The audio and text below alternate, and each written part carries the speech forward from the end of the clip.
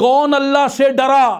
अगर ये जलजला जो वहां आया, अगर ये हमारे मुल्क में आ जाता, अल्लाह की पनाह। मोमिन तो डरता है, घबराता है, तौबा की तरफ आता है, नमाज की तरफ आता है, इस्तिगफार की तरफ आता है। तो कितने मेरे भाई बहनें ऐसे हैं कि जो इस इतने बड़े सानिहा को, क़ियामत सुगरा को उन्होंने सुनकर पढ़कर कोई नमाज शुरू कर दी हो, अल्लाह के हुज़ूर तौबा कर ली हो।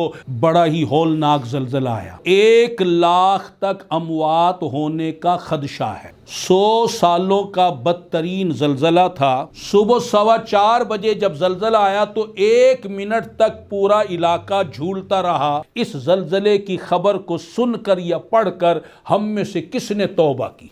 मोहतरम भाइयों, हमने इस खबर को सिर्फ खबर के तौर पर लिया, हमने इससे सबक क्या हासिल किया? तुर्की भी मुसलमानों का मुल्क है, शाम में भी मुसलमानों की एक तादाद रहती है, एक बड़ी तादाद। तो अब आप ये बताएं, ये इस्लामी ममालिक में शामिल हैं, कसरत मुसलमानों की है और वो सोए हुए थे, अक्सर लोग सोए हुए थे और सोते में जलजला आया और उठना भी कईयों को नसीब नहीं हुआ और सोते सोते ही मर गए।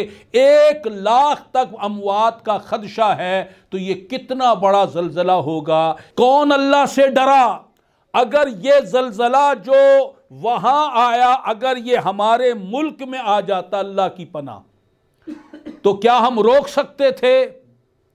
ये तो हम साइंसदानों की खबरों पर चले जाते हैं कि इतनी शिद्दत का जलजला था, इसका मरकज वो था, ये जनाब ज़मीन हिली, प्लेटें हिली। हम इन्हीं बातों को बस करके फारिग हो जाते हैं, ये गौर नहीं करते। ये काफिरों का गौर है, सिर्फ इस पर नज़र रखना।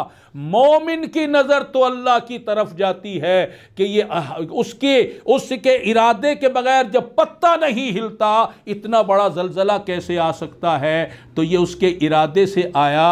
तो लिहाजा डर जाओ, ये वक्त तौबा है, तौबा करो, इस्तिगफार करो, अल्लाह से मुआफ़ी मांगो और अल्लाह ताला के हुजूर उन जो वो मुसलमान इस ज़लज़ले में दुनिया से रुखसत हुए, उन मुसलमानों के लिए दुआ खैर भी करो। हम भी दुआ करते हैं अल्लाह तबारक व तआला उन वो मुसलमान के जो इस सानिहा में दुनिया से चले गए, फौत हो गए, अल्लाह ताला उन सब की बख्शिश फरमाए।